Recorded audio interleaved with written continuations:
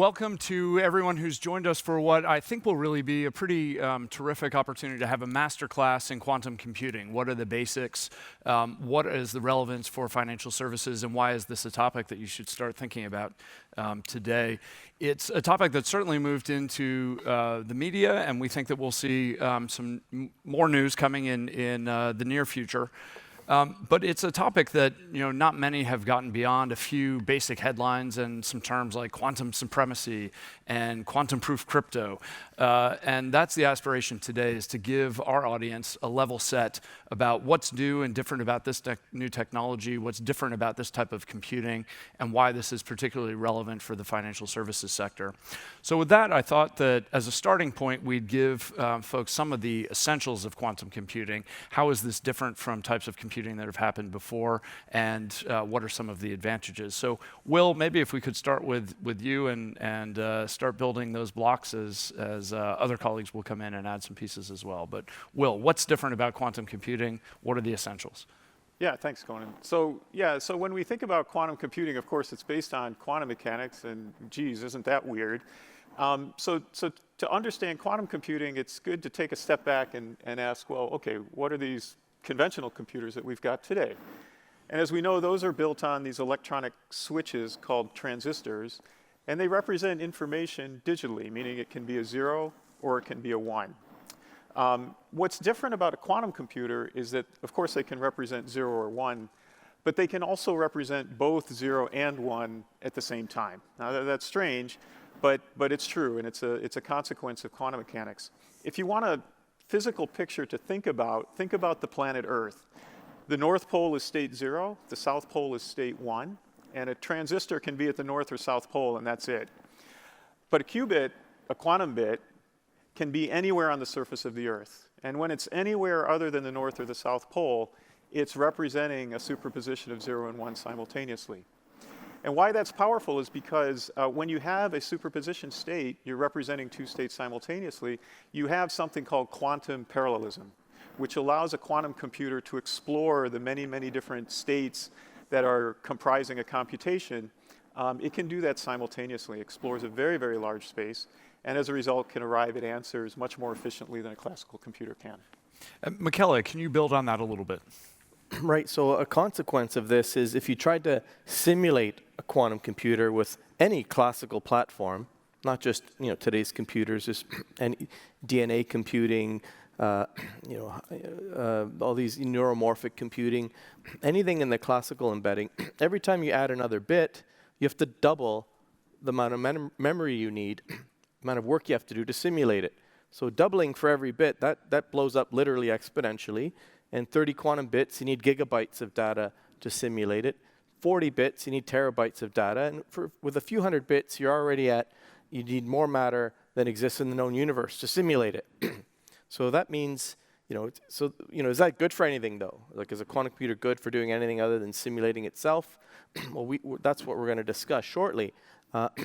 And so the big challenges in quantum computing are, A, building one of these things in a stable and robust way, and secondly, finding those applications. And a really important point to get across is what this is. It's not a new app. It's not a new platform for apps. It's not even a new infrastructure for the existing platforms. It's, quantum mechanics is way down the stack. So it opens up a whole new world of opportunity. And trying to predict today what the implications will be is sort of like trying to predict 100 years ago what wireless communication will be good for. What did we really think of 100 years ago? Or 50 years ago, what are the first computers going to be used for? There's all those famous quotes about, we'll never need more than 5 or more than 32, kilobytes or something. Or what would the internet be good for if we asked somebody 30 years ago or in the 90s or so? So we're gonna discuss this a bit more later, but it's really opening up a whole new world of opportunity that will take us many years to continue to explore and understand what the positive applications are. And Michael, for our audiences, you've helped us cut through some of the terminology that people might find hard to understand when they hear superposition, entanglement, tunneling, probability. What do these things mean? Quantum supremacy.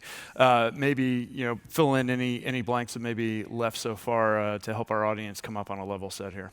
Yeah, sure thing. So when we think about applications of quantum computing, we can kind of helpfully ignore some of the crazy quantum physics that's going on and look instead at the properties that emerge from that in the software sense.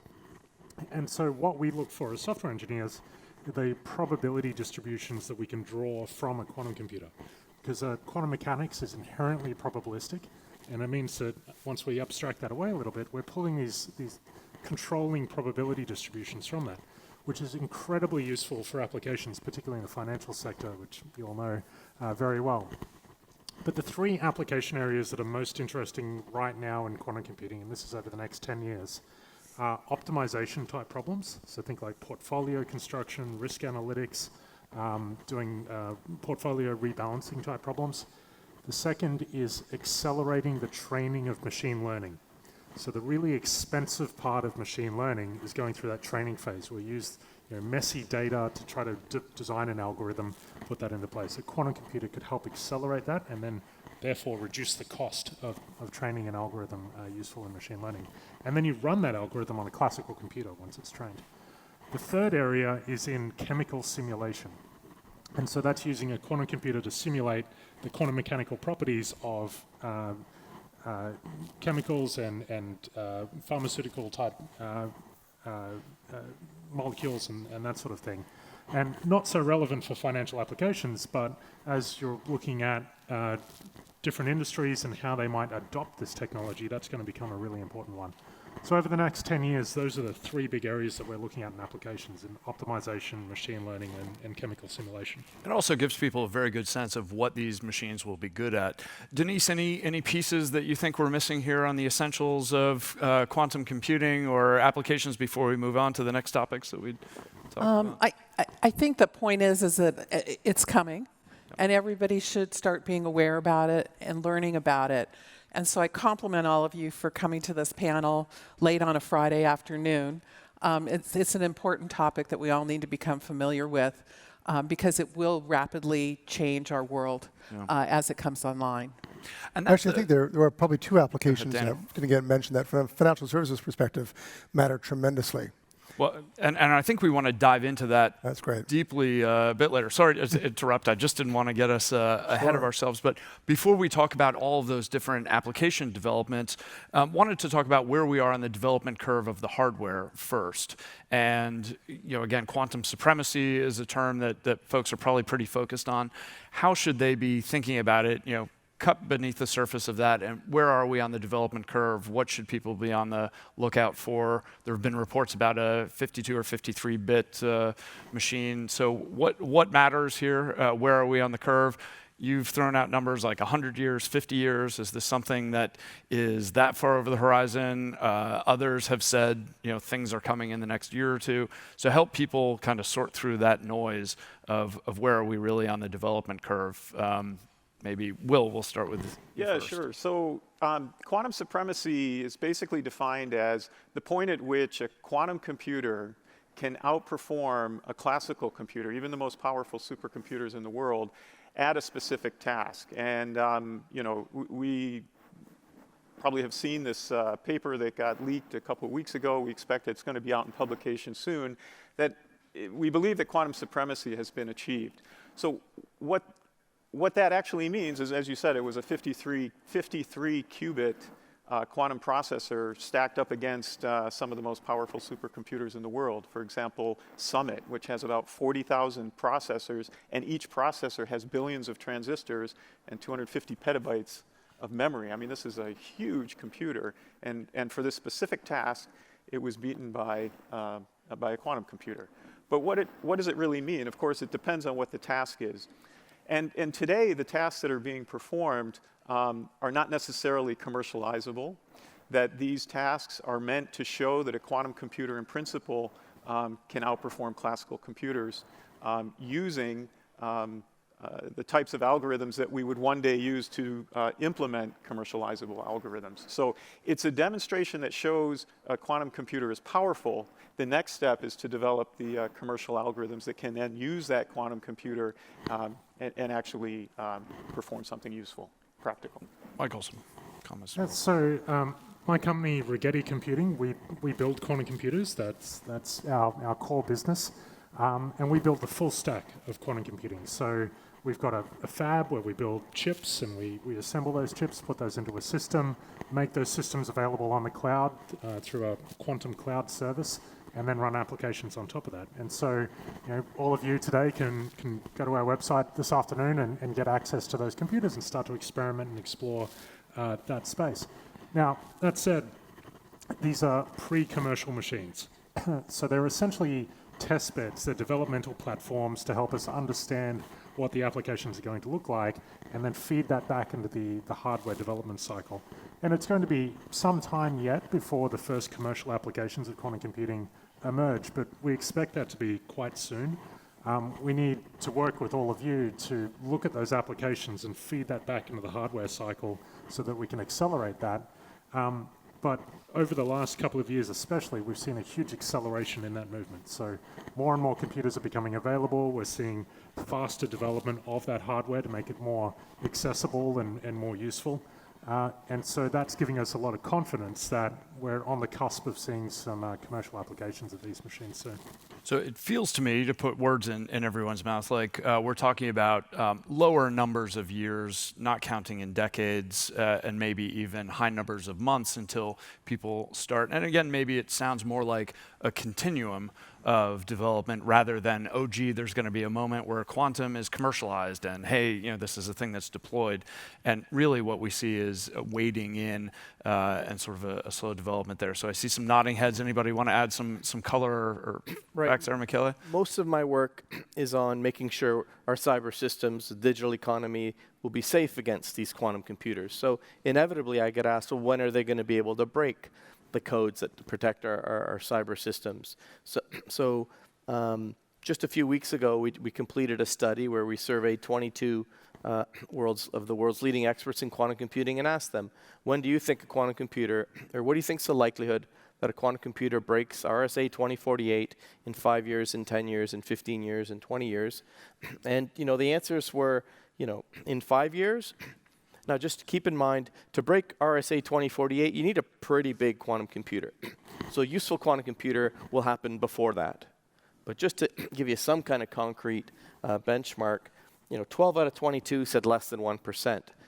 But 8 out of 22 said less than 5%. And 2 out of 22 less than 30%. By the 10-year horizon, 12 out of 22 said less than 1% or 5%. And actually 5 out of 22 said about 50% or even greater than 70%. And by the 15-year horizon, 11 out of 22 said about 50% or more. Now again, keep in mind, to break RSA, you need 1 to 4,000 logical qubits, which is tens and tens of millions of physical qubits. So you can back off a few years before you get useful quantum applications for industry. And maybe a little flavor for folks who don't focus on RSA or some of these issues. This is an algorithm that secures things like nuclear submarines and other important assets in our... Right, it's a fundamental building block of how we secure the internet, for example. It guarantees the integrity and origin of the software updates. It's how we establish encryption keys so things remain confidential and so on. So it sounds like conventional wisdom is again, single to low double-digit number of years away, that's an issue that we've got to I think we can't afford those kind of risks, given what's at stake, which essentially is the digital economy. Yeah. We can't just let that ride.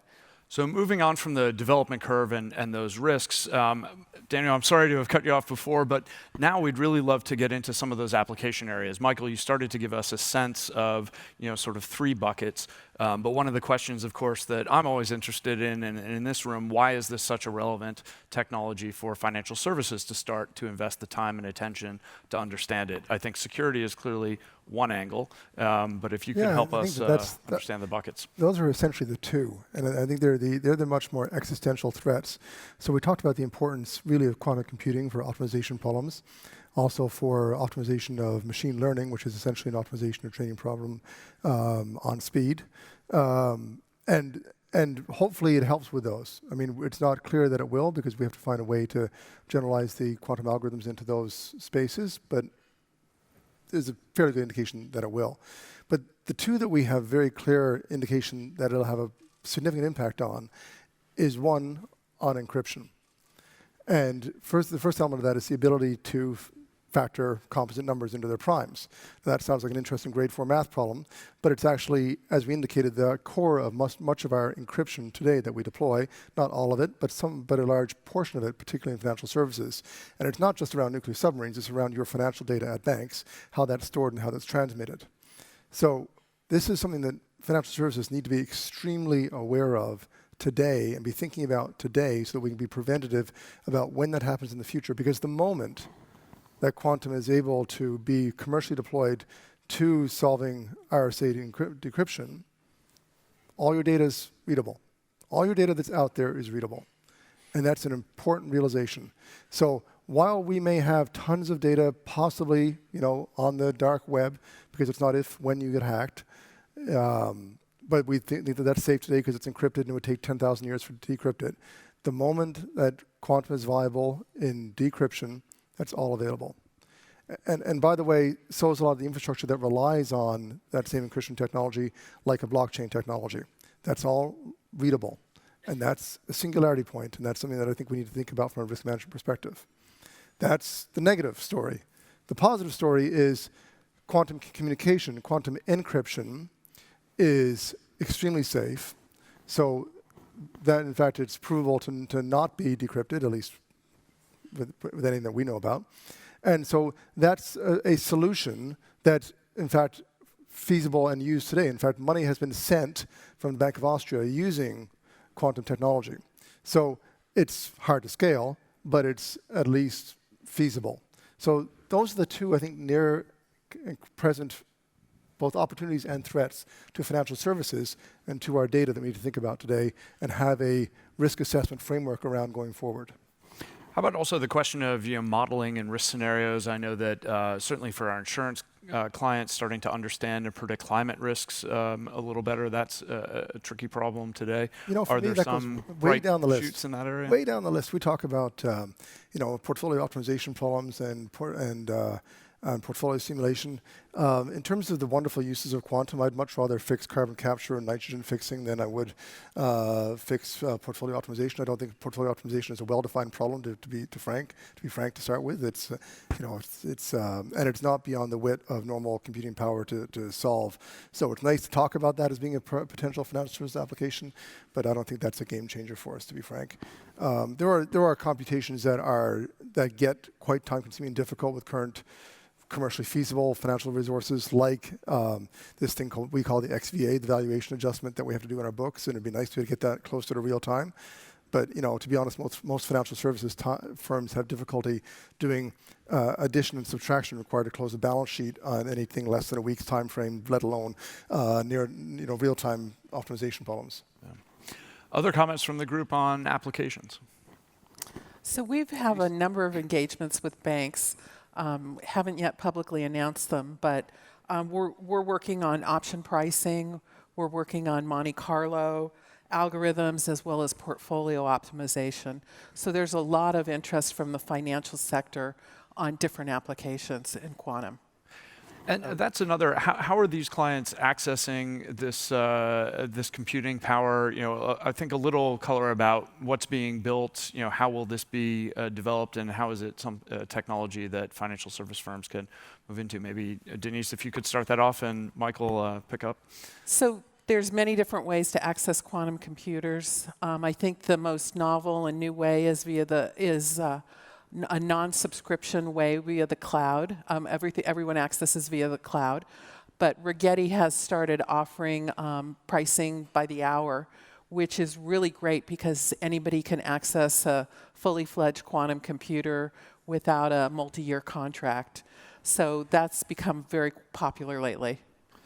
And Michael, I know you have some financial firms that are doing that today, so maybe a little more flavor of how they're doing it and what they're getting out of it. Exactly right. So when we offer quantum computing to our customers, this is a cloud-first technology.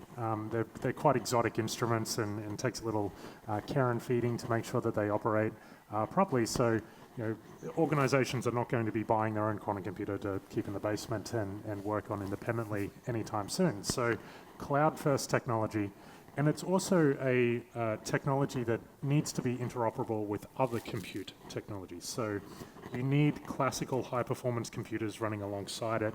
It needs to be interoperable with CPUs and GPUs and other tools to get the best possible performance out of that. So in the same way that organizations today use a mixed compute environment to do hard problems, quantum computing is just another tool in that toolkit. So it's adding to the CPU, GPU, TPU, QPU, the quantum sort of mix. And the challenge for us as application developers is getting that right mix of technologies together to solve the problem. So it's cloud first, it's accessible by the hour, like all cloud compute is, and is interoperable with other compute systems to get the best possible performance out of that whole thing.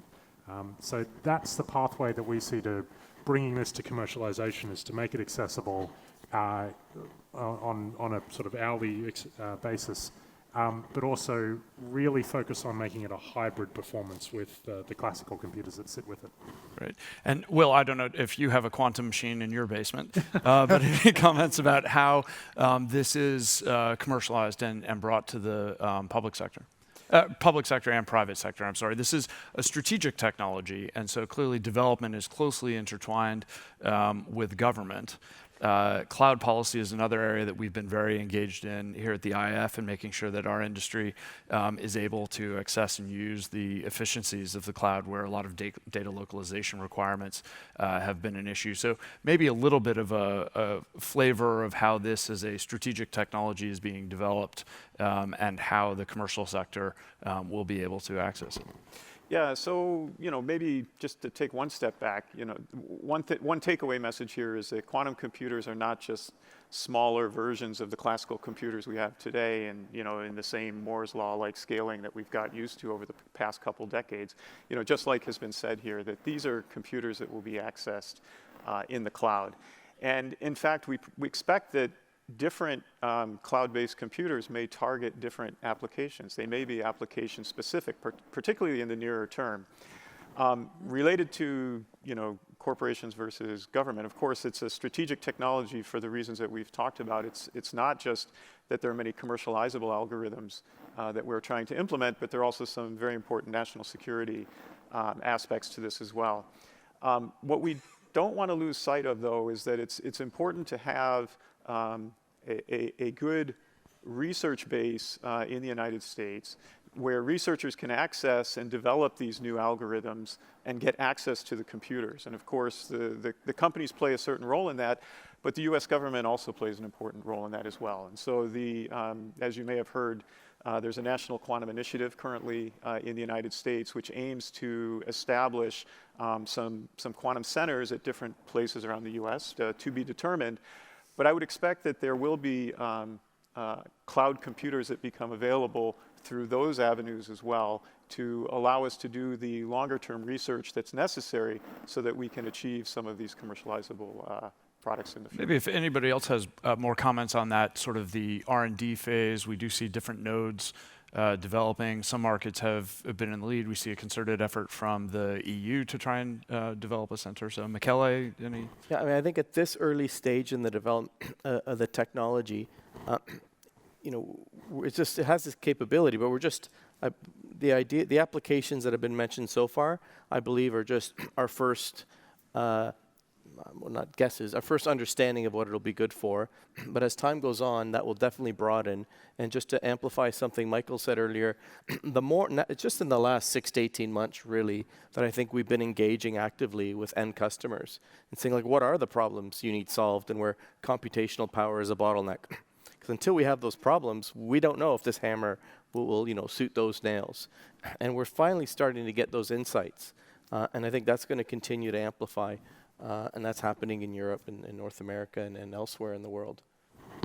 Any other comments on how, and particularly in the financial services industry, we match sort of the hammer to the mission? And I don't know, Daniel, if you have any observations from industry, but we've heard some things that are at the top of the to-do list, but maybe any approaches that are working for people to identify priority areas within. I think the important thing for financial services is to be involved.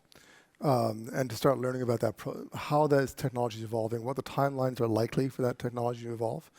And there's any number of ways to be involved, and cloud access is one, and there's a number of platforms for that.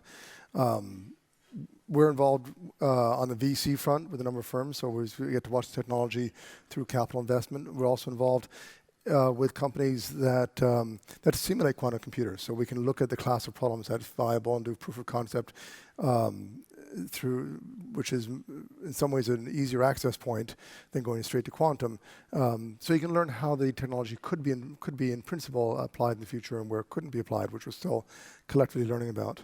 But I think the message of being involved is probably the single most important one, because this becomes a game of time. And to come back to my chief risk officer hat and the risk around this, there comes a tipping point or a singularity point around the decryption that's extremely important for us, and being able to know what that time looks like in the future for that quantum supremacy or that tipping point to happen, particularly around encryption, informs your remediation efforts. It tells you how much time you have before you need to start getting serious about remediation of your current stock of data. Great, and that's a good transition for where we want to go next and where our next audience question actually directs us, which is preparedness for quantum. So what are the things that government, societies, financial institutions should be doing to prepare for quantum computing growing and coming online? Maybe Denise, if we could start with you.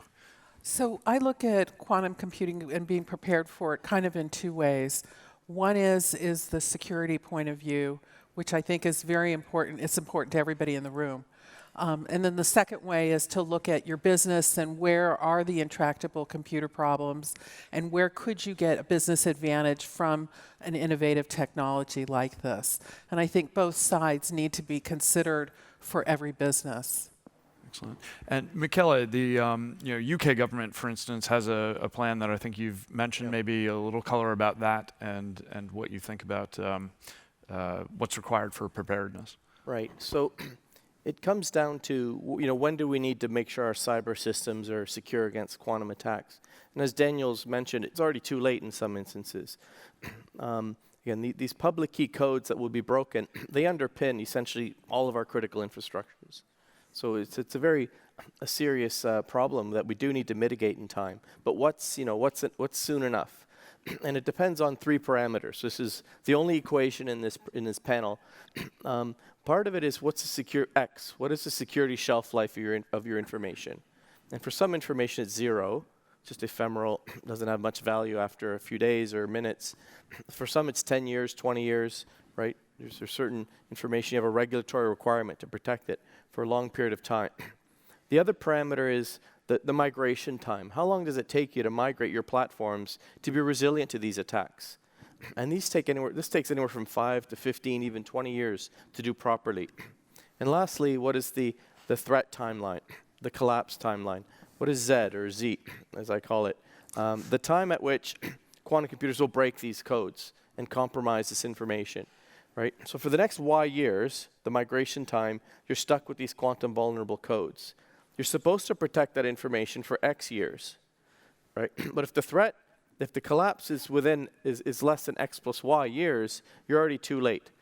That information is going to be compromised while it still has value. So that's threat number one. Information's compromised before it's supposed to be, and who knows what the consequences of that will be. The second big threat are, if Z is less than Y, in other words, if these critical infrastructures are broken before we have quantum resistant codes deployed, we're talking about systemic collapse of critical infrastructures where there's no failover. Like we're used to the reduced, detect and remediate, protect, detect, remediate, but there's no remediation if your fundamental building blocks are compromised and ones that aren't compromised aren't available. So again, systemic collapse of critical infrastructures, obviously that's an apocalyptic event we hope to avoid.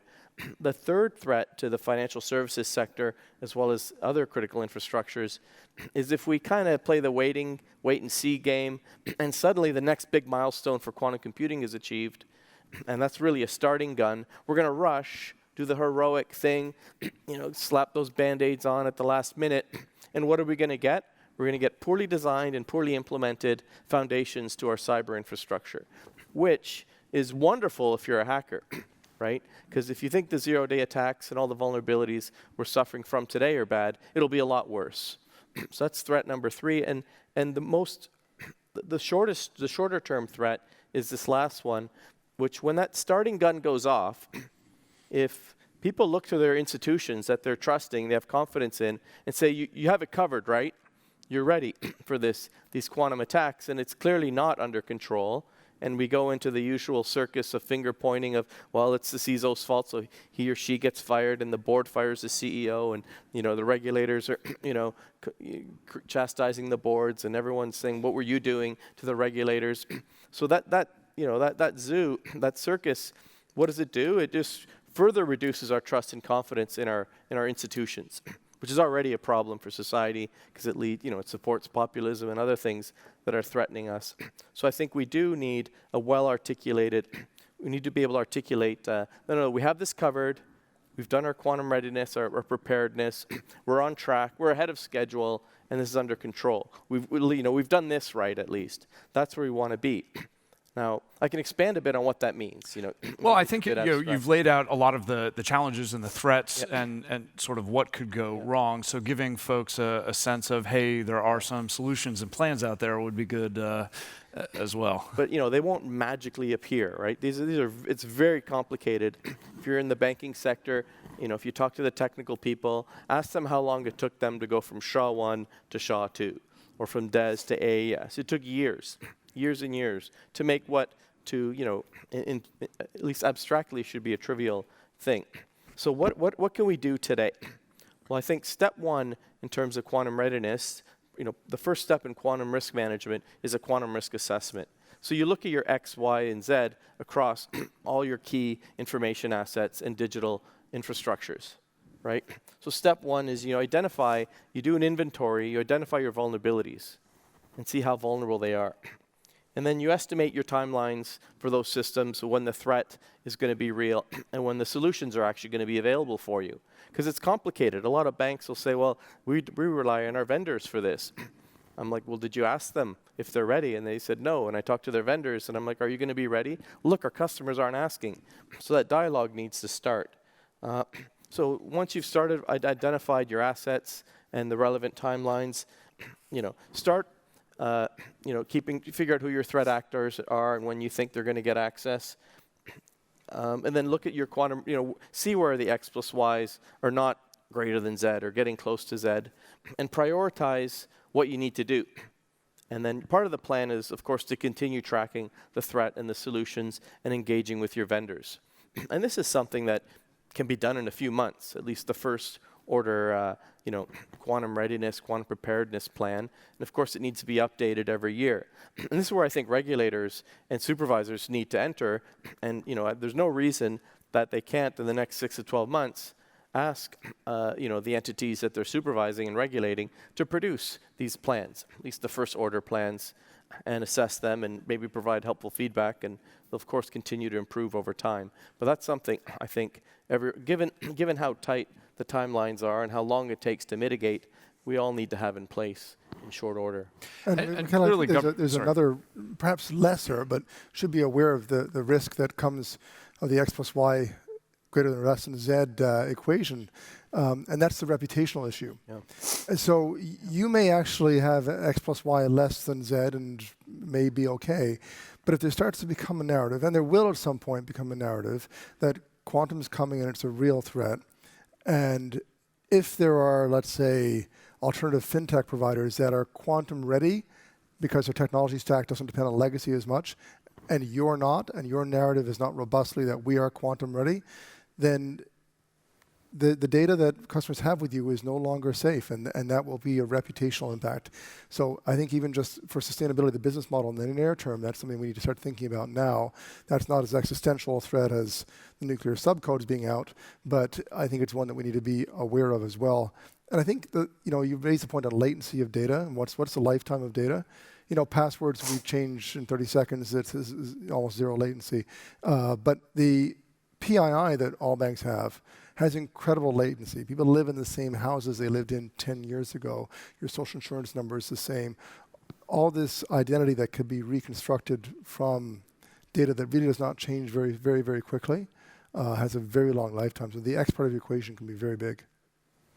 So clearly the surface area that we're worried about in our industry is significant. I think governments with, as I mentioned, nuclear submarines and a lot of other concerns will be, clearly working on this. So this is probably yet another area in cybersecurity and cyber resilience where public-private partnerships for solutions will be an important piece of the puzzle.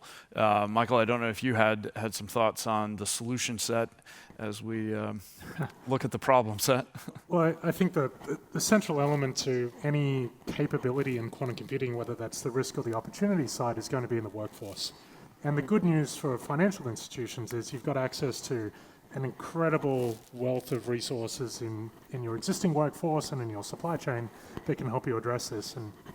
And for every financial institution that has software engineers, data scientists, and probably a bunch of PhDs with quantum physics degrees in the quantitative research shop, they are itching to get involved in this and to work on it. And that was actually, sorry to interrupt, another question from the crowd was, how long would it take for someone to sort of transition and get ready? When you think about development, programming, application layers, what does that sort of skill development path look part like? of the tools that my company's building, Denise's company's building, and many others out there, we're building the abstraction stack away from the complexity of quantum computing so that regular software engineers can make that transition to start to work with this and use it. It's not easy today and takes some work, but it's getting easier all the time to do it. But a financial institution has got this workforce ready to go. They want to work on it. And you've also got access to a supply chain, which includes a lot of small businesses and startups that have built capability already in quantum computing. They've done proof of concepts in financial applications. They've looked at the risk management side of it.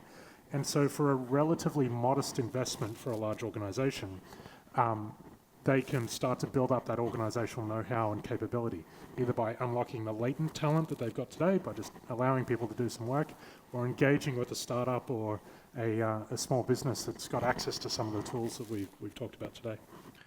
Denise, any further flavor on that startup community? So this is a trend that we're seeing kind of right now. Startups are the place that everybody is going to get expertise in quantum computing, to get help, to train their people, as well as to start working on initial problems so that they have an approach as the technology matures. So really, I think Michael and I are just seeing a ton of interest, especially in the financial sector where we believe there'll be an early impact. And as financials look at some of these firms, other than looking for people who are alumni of Michael or Will's, what should they be looking for? What should they be looking for? In these quantum startups? I think a deep bench of expertise in the science and in the ability to program and kind of looking at what they've done previously and how they can help them move forward. So it's all about the experience of the group that you bring on. Yeah, I'll add to that. I think the depth of expertise is incredibly important, but also the depth of access that they have to the hardware platforms that are available. So whether that startup is working with Rigetti or IBM or Google or Microsoft or some of the other platforms out there, the early stage commercial applications of quantum computing will come from deep access to the stack and being able to iterate on those designs with those hardware companies. So the partners that we have that are able to access not just at the software layer right at the top, but also have an understanding and a pathway to informing the hardware design, that's going to be incredibly important in developing that capability over time. And Will, any comments on those different hardware designs? Anything that's different that you might want to share with the audience here? Well, what I was thinking as this discussion was going on is that, absolutely we need to abstract away the complications of all this quantum physics and quantum computing that's built into this. And up until now, most of the experts in the field are basically generalists. They had to know a little bit about the hardware and a little bit about software and a little bit about everything. And I think our challenge going forward is to do this type of abstraction that we're hearing up here. The one piece I would add to that is that it's the role of universities to provide professional development courses to the many experts who are already in the field. The people that are on your workforce currently so that they can educate themselves and come up to speed on these technologies. And I think that that's where, the universities have an important role to play.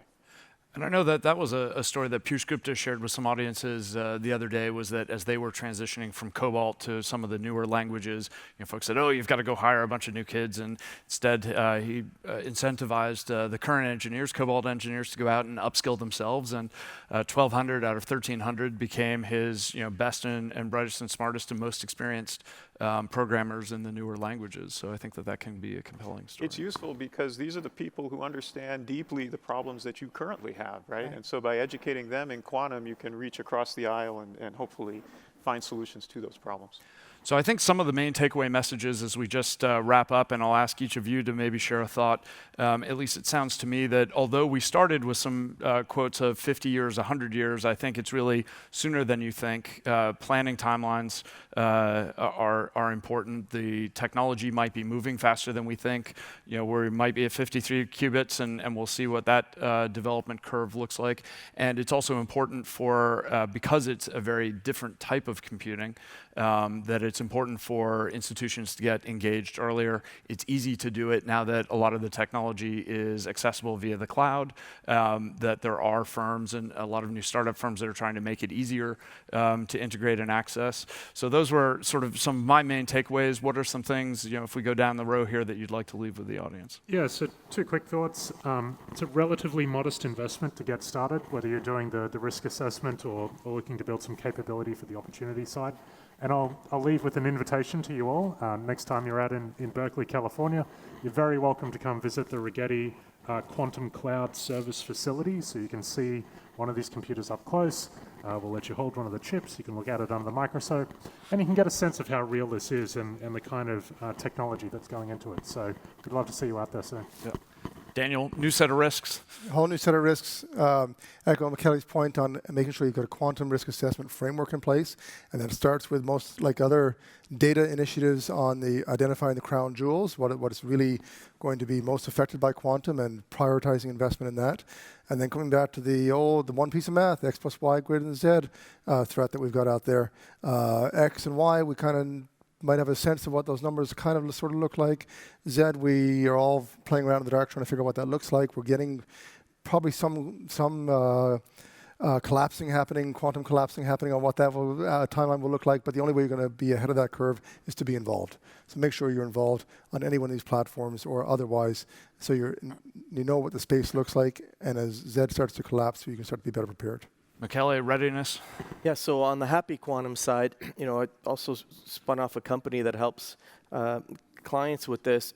And what we try, because for some it might seem like, well, we can wait and see. The advantage of starting early is, first of all, you have more applications. You'll discover more potential applications. And very importantly, today you might have one application that needs 1 million qubits. But if you work on and optimize, after 2 years, you might get that down to 1,000 qubits. Right? And you'll have more applications. So, as the hardware suddenly becomes more and more powerful, you'll have more and more applications that require less and less hardware. And you'll be able to reap those benefits years before someone who didn't think ahead. And on the quantum readiness side, I think Daniel has said it all. And I think we need our regulators to get involved as well and start, appropriate regulation that really starts to move the needle in terms of getting ready for quantum attacks. Will? Yeah, so the takeaway message I think I would add is that, quantum computing is transitioning from the laboratory to practical reality. That is happening right now. Sure, there's some hype surrounding it. That's natural. The hype is there because there is some truth behind it. It is going to be very hard going forward. It's a lot of hard work, but I don't think you want to wait until some disruptive event happens, because very likely it'll be too late. So the time to get in is now. And the final word, Denise. Oh boy, the pressure. Want to talk about 2 things: quantum, kind of a quantum assessment or risk assessment, the importance of that, and the fact that there are now some products emerging in the market that can help protect you from quantum threats. And then secondly, I want to encourage all of you to reach out to the startups and the different vendors on stage and ask for help learning about quantum. You'll see that there's a lot of information out there. We're willing to share it with you and talk to you about what your strategy might be moving forward. Well, thank you all for a terrific masterclass in introductory quantum. We appreciate it. Thank you. Thank you.